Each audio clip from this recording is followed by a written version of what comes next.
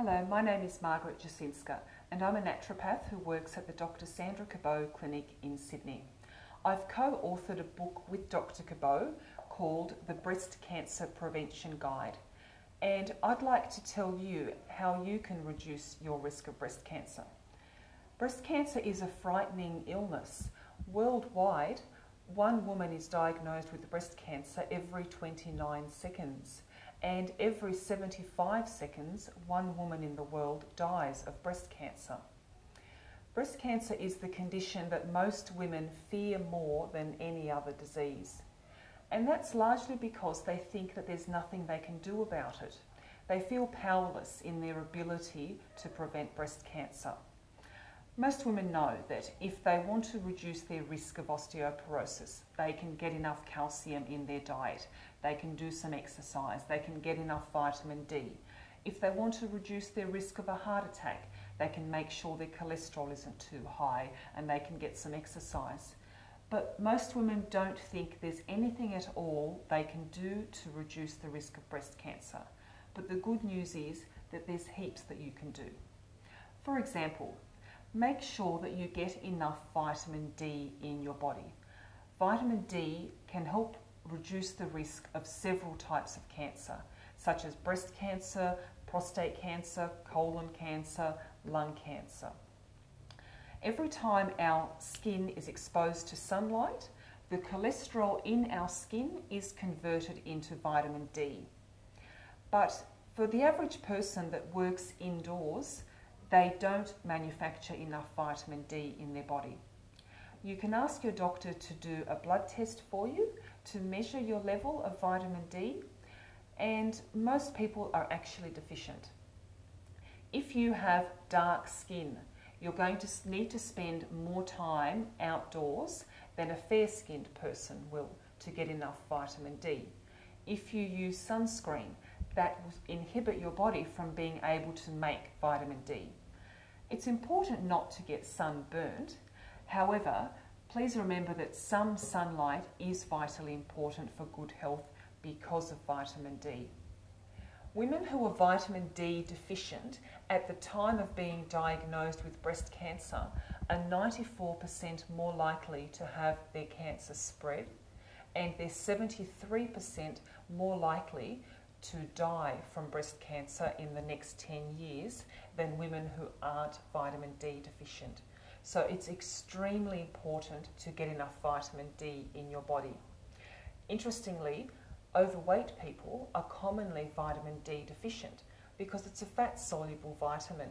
So the vitamin ends up being stored in their body fat and it's not actually in their bloodstream where they need it. Environmental chemicals are a known potential cause of breast cancer. According to the Silent Spring Institute in the USA, a total of 216 different chemicals and radiation sources are internationally recognized as causing breast cancer. Have a look at the kind of chemicals that you have around your home and chemicals that you put on your body. Things like moisturizers, perfumes, shampoo, cosmetics, toiletries, personal care products, as well as insecticides used around the home, cleaning chemicals. A lot of these things contain chemicals called endocrine disruptors or estrogen mimics. They actually behave like estrogen in your body. They have a very powerful effect, and estrogen in excess can fuel the growth of breast tumours. Synthetic hormone replacement therapy is known to increase the risk of breast cancer. And interestingly, rates of breast cancer have declined slightly since a lot of women stopped using HRT. But also, the hormones in the oral contraceptive pill increase the risk of breast cancer.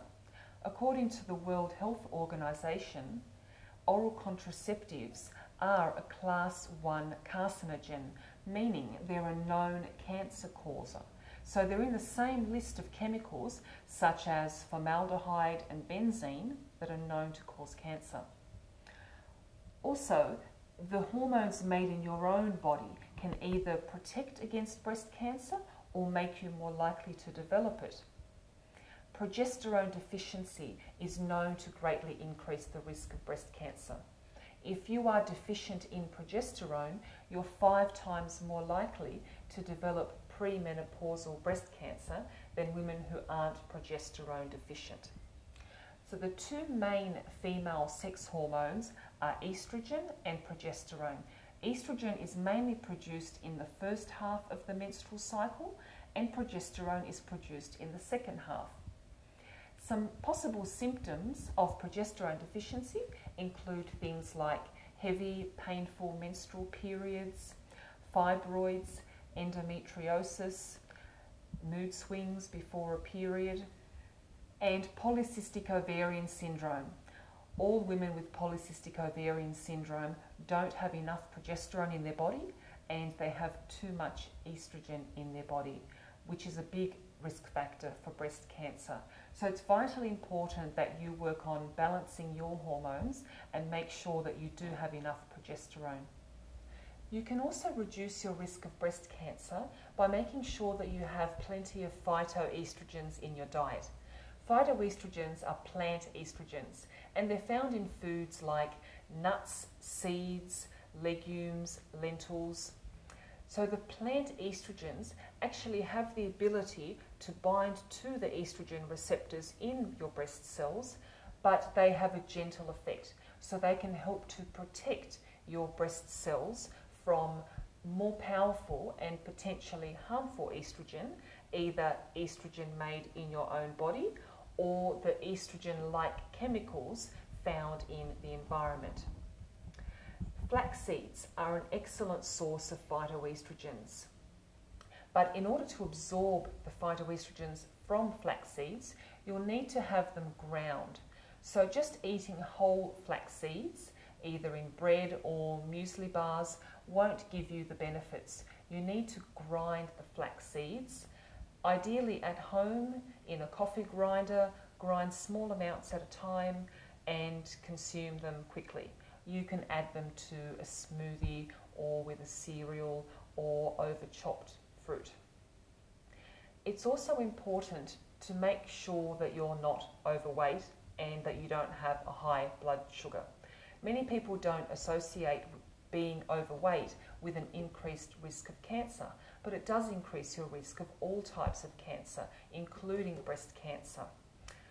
Some of the reasons are that if you are overweight, some of your fat cells are going to be making estrogen. That will raise your body levels of estrogen, and that may increase your risk of breast cancer. Also, overweight people, particularly if they have excess weight around their abdominal area, tend to have higher insulin levels than slim people, and insulin can fuel the growth of tumours.